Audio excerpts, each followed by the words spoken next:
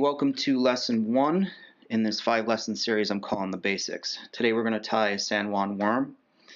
You'll see the pattern often tied on a curved scud hook, but because this series is geared toward the novice, I've chosen this just standard nymph hook. It's a heavy gauge size 12 nymph hook. I'm going to use it for steelhead, so it's a good and appropriate option for that.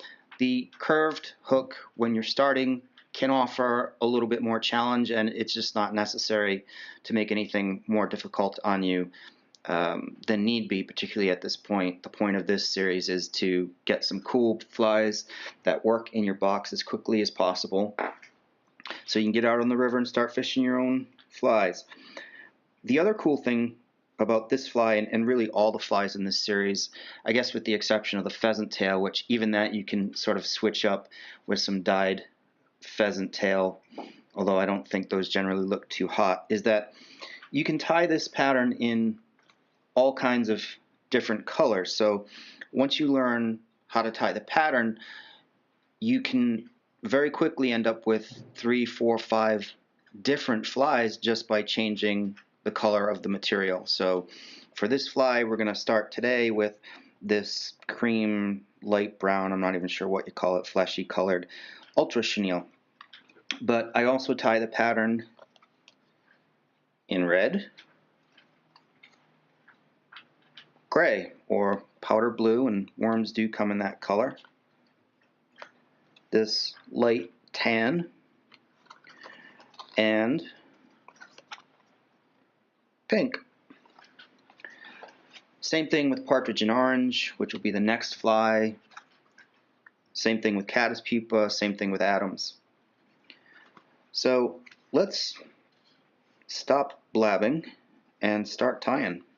I've got some 6/0 tan uni thread in the bobbin here, and I'm just going to take this thread, wrap it around my left index finger. I'm going to bring it up to the hook shank, and we're going to take this thread that's on the bobbin right behind the eye of the hook and start to wrap it over this thread that is in our left hand. And I realize this is very basic, but this is geared toward the beginner.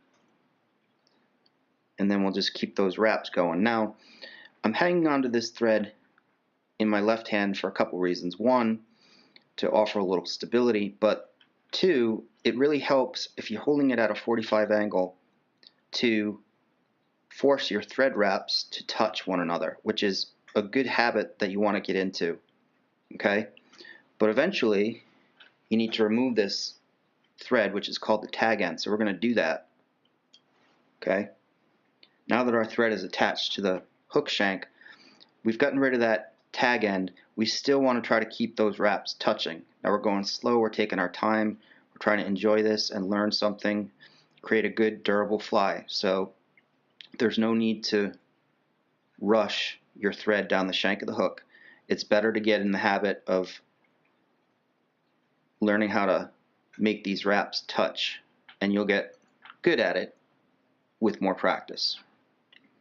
The other thing that's probably a lot more important is to start to get into the habit of keeping your thread fairly short in the bobbin.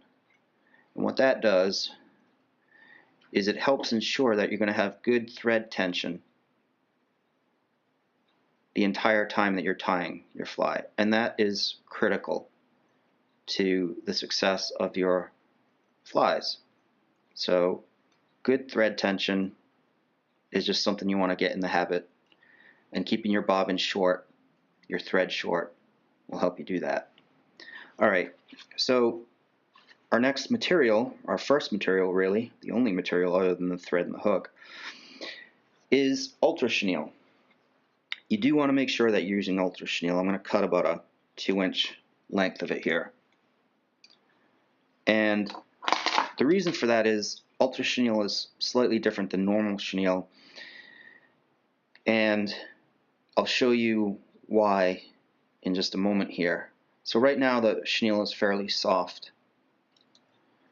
Feels similar to regular chenille, but unlike regular chenille, if you run this material through a flame, these fibers will fuse together, they'll kind of melt, And that's what we want, so when we tie this material onto the hook shank and we're starting to fish the fly, it doesn't fall apart. And if you light regular chenille and run it through the flame, it's not going to happen for you and you're going to get frustrated. So let's do that. Just want to singe this end. Don't need to do it too much. Really just pass it through the flame and you'll see it start to taper. Okay, so that's the singed end.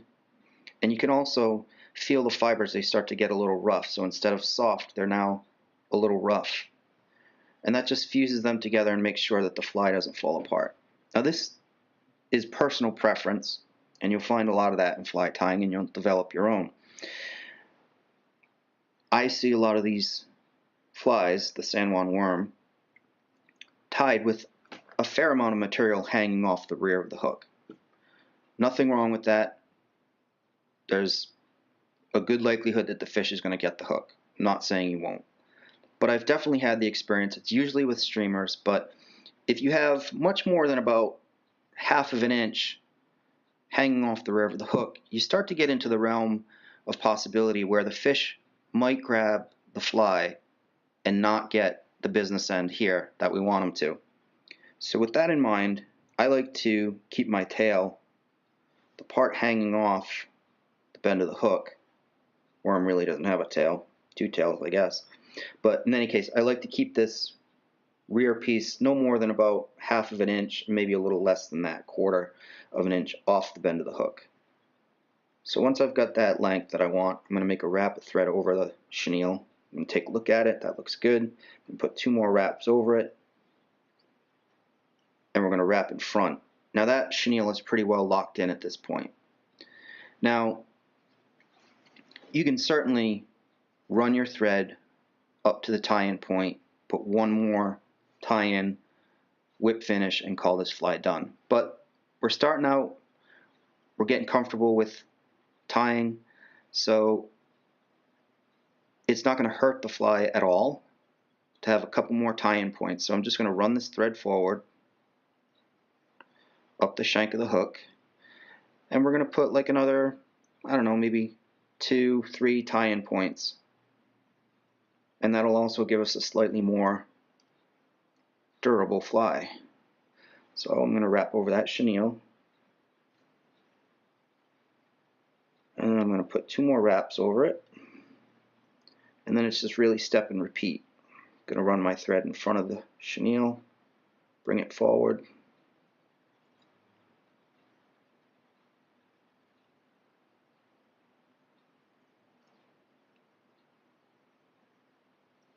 that looks pretty good.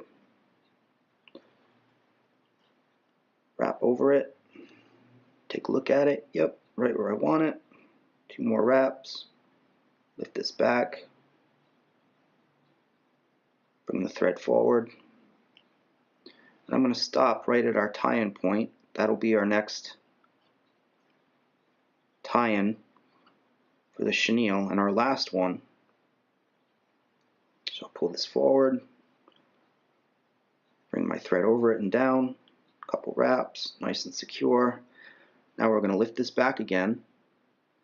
And just like we did before, we're going to put a couple wraps of thread in front of this chenille. Now that's locked in again. But we're ready to finish the fly. So I want to introduce, if you're not familiar with it already, the whip finish tool. And this is what it looks like. I didn't know what it was when I started, and I didn't know how to use it. So I'm introducing it to you here. You can whip finish with your hands, which is how I learned, your fingers. I think it's a little bit more challenging when you're starting out. So these are inexpensive. I recommend, if you can swing it, to go get one. So let's take a look at how to use this. Alright, we're going to take the hook of the tool and hook it over the thread like so. We're going to take our left hand, bring it up, and that puts our thread into this groove right here. So let's do that again. Hook it, bring your left hand up, and bring that thread into the groove. Now the next step is the most complicated in the whip finish, and it's not complicated. Alright, so all we're going to do is we're going to rotate our right hand to the right, slightly forward and down. And we're going to pull gently, just pulling the slack up really with our left hand on the bobbin. What that does is creates a triangle. Some people say the number 4. Depends how you want to see it. Either way, it's cool. Alright, so let's do that in one motion, slowly. We're going to hook it, bring our thread up, turn, we get our triangle. Now I'm going to bring my thread up closer to the eye of the hook. Okay. I'm also going to scooch up a little bit, choke up on my bobbin so I can pull this chenille back. Alright. So we've got our triangle, and all I'm going to do is start to turn the tool, and it's going to run the thread over itself. So 1, 2, 3, 4. That's good. Now all I want to do at this point is I can let go of that chenille, and with my right hand I want to slide it to the left and slightly down as I gently pull on the bobbin, which is going to help release this thread, bring it out of that notch, down to the left, and it slides out. I've still got the thread hooked. All I'm going to do is gently pull on my bobbin, and as the hook point of the tool gets close to the shank, I'm going to drop it out and just give a final pull on my bobbin, and that's a whip finish. If you didn't know what it was, you do now. Trim out our thread.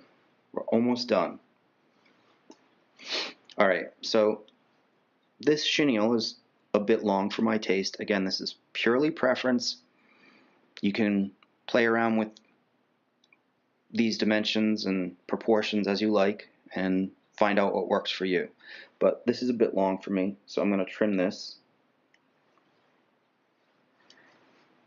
And I'm going to grab my lighter and just do the same thing here that we did on the tail.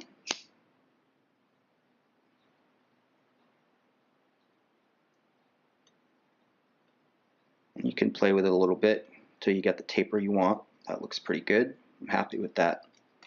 Now, the fly is basically done at this point, but we have one thing that we should be conscious of, which is anytime you've got exposed thread, you want to try to give it some protection, some durability, because it's not going to hold up too well once it gets in a fish's mouth. If it doesn't have any protection, it's fairly delicate, susceptible to getting frayed, and then your fly is going to fall apart.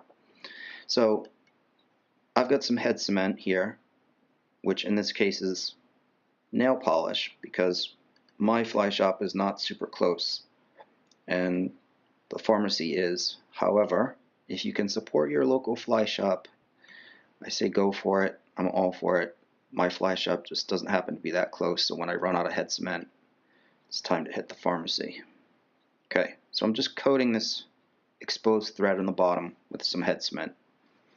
Now we've got a little bit more exposed thread up top. This is purely optional, but we'll go through it. Not a big deal. It takes another minute or so. I've just got a pin here, and I've taken some head cement, and I'm just going to coat the exposed thread here on the top. I'm using this pin because we spent the time to make these other tie-in points, get this fly the way we wanted it, so I don't want to get a lot of head cement on this chenille because it binds those fibers together and doesn't look that great. So I'm just running a little bit of head cement over the thread in these tie-in points, and that will do a good job finishing the fly. Give that a moment or two to dry, and it's ready to be put in your box and then fished. So I hope this was helpful. I hope you enjoyed it. If you have any questions or comments, please leave them for me, and I look forward to seeing you in the next lesson, which will be a partridge and orange. Thanks, guys.